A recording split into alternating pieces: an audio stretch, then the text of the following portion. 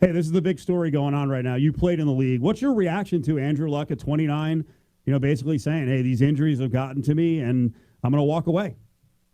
Well, there's no doubt. You look at his last 4 years or 6 years or whatever it is that he's been injury-ridden, both having to deal with it on and off the field during the season and off season. And hey, I could see where he got tired of it and it wears on him dramatically. Getting hurt during the season and going into the training room and getting fixed up a little bit, maybe getting an operation off season is normal. But when you have to do that 365 for 6 years straight or so, that gets pretty tough. What was it like? I mean, for you playing, like, what was it like at that stage? 6, 7 years into playing the game, where you're going through this all the time. Were you feeling those same things? Well, I didn't get a chance to play as much as I'd like to. I wish I would have felt a lot more of that stuff. I was a backup quarterback, and backup quarterbacks don't really get to play that much to experience all the wonderful hits that you get to experience all that pain. But I blew a knee in San Diego against the San Diego Chargers, and I'm still paying for that now. I blew a knee at UNLV, and so some of those things go along with the territory. But hey, listen, Andrew Luck was a great football player and gave us a lot of entertainment value over the years, and a great competitor. And I was really looking forward to him playing this year. I actually had the Colts pick the Colts to win their division this year. Now I got to rethink that because he's not there. Yeah, so I was an Andrew Luck fan. Yeah. That's the voice of Glenn Carano, former UNLV quarterback, NFL quarterback. He's going to be part of the Sam Boyd Stadium farewell campaign this weekend. UNLV season opens up, so he's an honorary captain as they're celebrating the 70s. Let's get into your career. Let's go back to the beginning. First of all, how did you land at UNLV? Well, it's a fun little story. I got recruited across the country. I got recruited to USC, to Notre Dame, Washington, Arizona State, and I was going to Arizona State. But then one Chris Alt, Coach Alt, who's a Hall of Famer from Nevada, Reno, he was a young coach at UNLV, and he was in charge of getting Nevada football players to go to UNLV. So I told Coach Alt one day I was going to Arizona State, and he hounded me pretty hard. He got Governor O'Callahan at that time to visit with me, and in the end, Coach Alt, he ended up getting about 19 Nevada football players, and I'm talking about maybe as many as 11 or so from Las Vegas area, great football players from Las Vegas to play for UNLV. And so we made UNLV, our goal was to take UNLV from where we were up to championship football, and we did a pretty good job with it when we were there. So it was, again, Coach Alt from Nevada, and also Ron Meyer was my head coach, and he was pretty persuasive also. So Las Vegas was a big show at that time. We were planning on taking it to new and greater heights. What was Ron Meyer like to play for? Ron Meyer I enjoyed playing for him. I know some of our players didn't like it, but you look back at Ron Meyer and you see every place he went, he was a winner. So he made us winners at UNLV.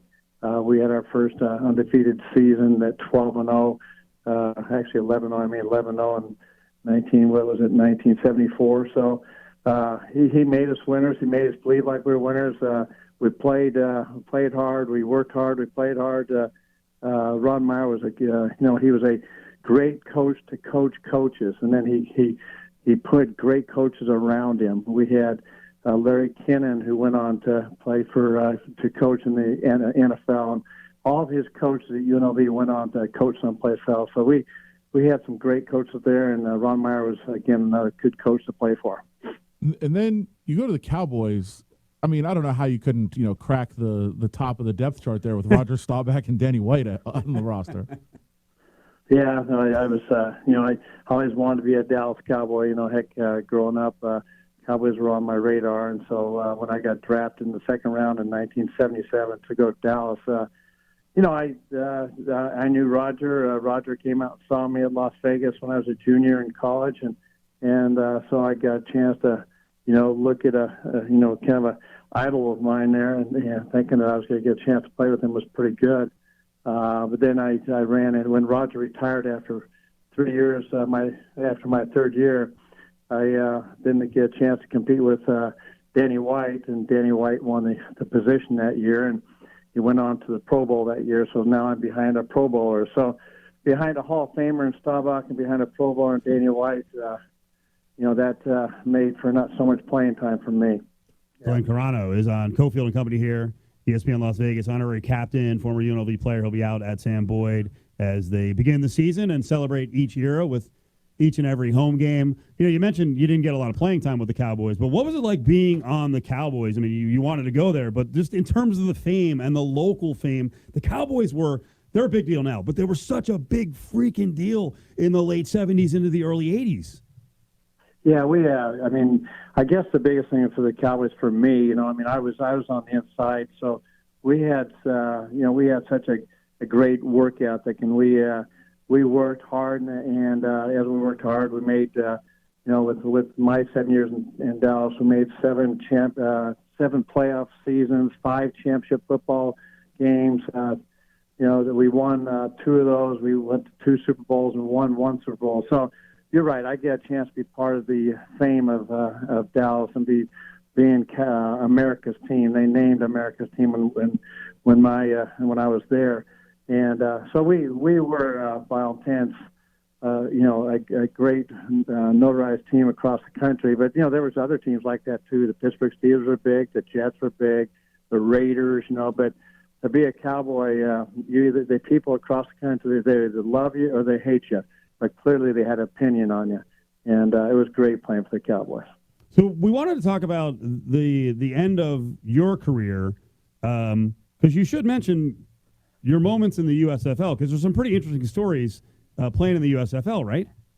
Oh, yeah. I left the Dallas Cowboys in January of 1984 and went to the USFL and played in the USFL for the Pittsburgh Maulers. So just going for a Dallas Cowboy going to Pittsburgh to play was quite interesting too, because the Cowboys and the Pittsburgh Steelers never got along very well. So the two cities had some animosity, but me with a little bit of Italian heritage in my background, Pittsburgh, very ethnic city.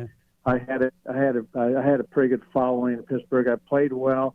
We did not win, but I had a decent time up there. I was about 28 years old at the time, and I was playing with young kids, 22, 23 years old. Had one kid that was playing 19 years old that I was playing with. So wow. I was in the USFL, the United States Football League, and that was a great spring football league, and by God, it should have made it, but it didn't. We were reading an interesting story earlier about a dispute between the owner and the coach that involved you being on the field. It seemed pretty crazy. I mean, was it as crazy as the stories we read about it? Well, there were a few things that took place. I mean, I was a senior on the team. I mean, there was only maybe 2 other guys my age, and so the head coach, his name was Joe Pendry. He was my coach, and then when he left, I got the assistant coach got booted, knocked up the head coach, and he and I didn't get along a whole bunch, and I had Di Bartolo Sr. Eddie Di Bartolo Sr. was my owner, and then the coach that got kicked up to being the head coach, he didn't want me playing, and so I sat out one game, and Eddie Di Bartolo Sr. says, get Carano back on the field, and so I got back on the field, and we finished out the season that year. It wasn't the best of years, but you know what? I had fun playing, even though we only won 3 games that year. Hey, last one. We're talking to Glenn Carano, who's going to be out Saturday as part of the farewell to Sam Boyd Stadium this year, honorary captain representing the 70s. We got about a minute left. I just wanted your thoughts in general on what you're seeing around UNLV football in terms of the funding, the stadium on the way next year, this massive football facility as well.